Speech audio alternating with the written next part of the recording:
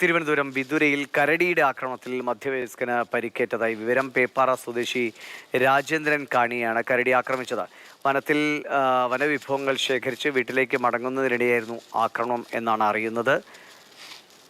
കൈക്ക് കാര്യമായ പരിക്കേറ്റിട്ടുണ്ട്. വിതുരയിലാണ്, തിരുവനന്തപുരത്തെ വിതുരയിലാണ് ഈ സംഭവം. അനന്തൻ, അനന്തൻ, പരിക്ക് ഗുരുതരമാണോ? ഡിവിഷന് വൈകിട്ട് 4:30യോടെയാണ് കരടിയുടെ ആക്രമണം ഉണ്ടായത്. തിരുവനന്തപുരം പേപ്പാറ പൊടിയക്കാല സ്വദേശി രാജേന്ദ്രൻ കാണിയെയാണ് കരടി ആക്രമിച്ചത്. രാജേന്ദ്രൻ കാണി വനവിഭവങ്ങൾ ശേഖരിക്കാൻ വേണ്ടി വനത്തിനുള്ളിൽ പോയി. അതിനുശേഷം മടങ്ങി വീട്ടിലേക്ക് വരുമ്പോഴാണ് കരടിയുടെ ആക്രമണം ഉണ്ടായത്. 2 കൈക്കുമാണ് പരിക്കേറ്റത്.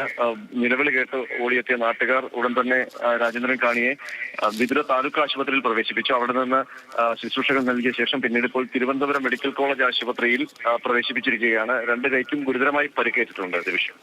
ശരി, അനന്തകൃഷ്ണനാണ് വിവരങ്ങൾ നൽകിയത്.